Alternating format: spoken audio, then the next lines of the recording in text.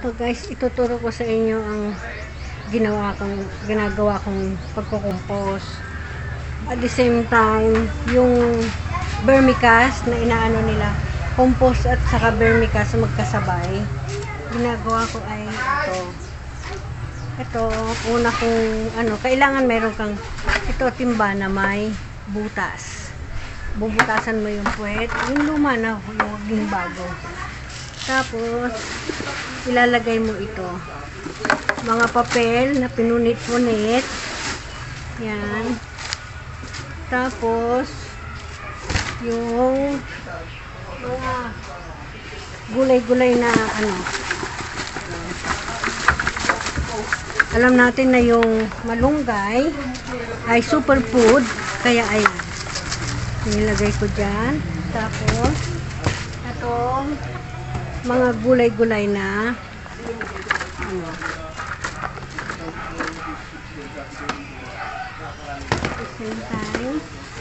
papel ulit. Kung may mga dahon-dahon kayo na pwede rin yung ilagay yung mga dahon sa puno. Ayan, gaganyan siya.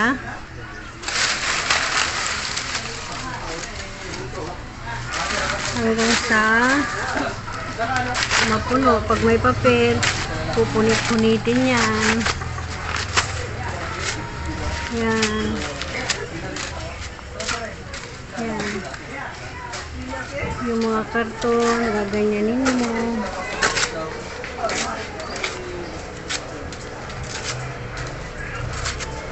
Lahat ng pwedeng mabulok, pwedeng gawing compost. Yung mga dahon-dahon.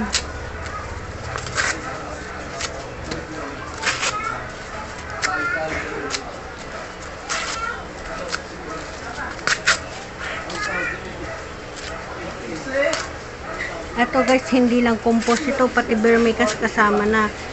Yung compost nyo parang same as sa vermicast din. Ganyan. Pag napuno na yan,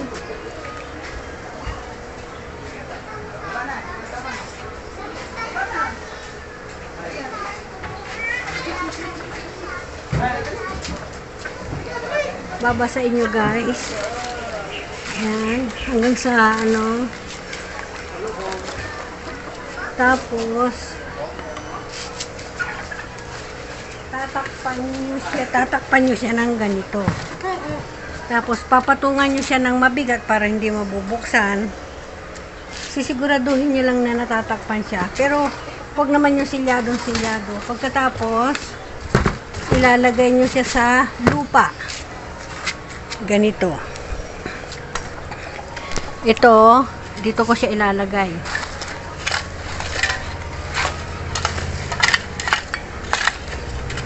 Yan. Kailangan nakadikit siya sa lupa.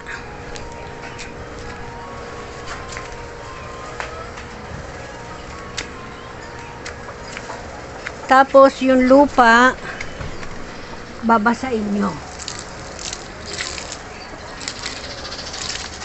Para yung mga bulati dyan sa lupa, pupunta siya dyan.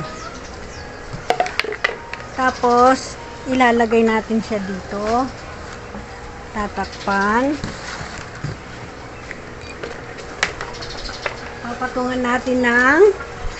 Papatungan natin siya ng mabigat. Ganyan. Kailangan din siya ng naaarawan. At tignan nyo guys kung ano yung resulta. Yung butas doon sa ilalim, pupunta dyan yung mga bulate at papasok sa ilalim.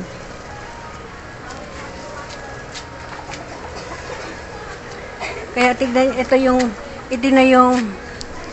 ito na yung kinumpos ko na una. Ito guys. Yan. Kung makikita nyo yan. Ito yung unang compost ko. Lahat ng mga nandito. Tignan nyo sa ilalim guys ha.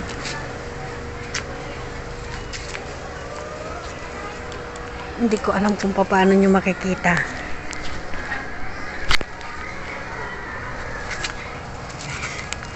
Sa ilalim niyan, may mga... Ayan guys, nakikita nyo yung mga bulate. Ayan. Nakapasok yan dyan sa puwit ng timba. Ayan. Yan ang gumagawa ng fertilizer din. Yung mga ipot nila dyan, mga bulate, nandito yan sa timba. Kasi yung mga mother nandiyan na, yung mga malalaking bulate nandiyan. Kaya hindi ko siya hinahalo kasi masasaktan sila, mamamatay. Wala na yung magkukumpos na mga bulate. At ito na yung resulta ng compost ko. Ayan. Nakikita nyo guys.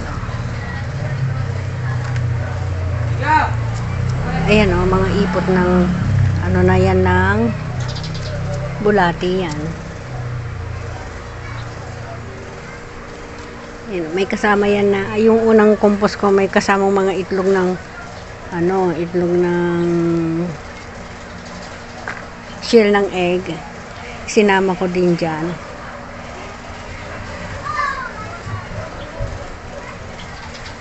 Ito actually, ito hanggang dito yan. Ay, ang ginagawa ko, isang ganyan, inilalagay ko sa bawat puno ng halaman. Pero pag napupuno na yung compost na balde, inilalagay ko na siya ng direct na sa puno ng kamyas. Ito kalamansi. Dinidirect ko na dito, tingnan niyo. Kasi napuno na ito. Ito, napuno na. Kaya, diyan ko na idinirekta yung mga pinagputulan ko ng mga gulay. Nakukumpos na rin. Yan. Ginagawa ko guys, kumukuha ako nito. Ito, inilalagay ko dyan. Isang dakot lang guys, wag madami kasi yan ay compost mismo. Walang halo. Tapos, sa tuwing didilig kayo, napupunta na yan dyan. Na-absorb na ng ugat ng halaman.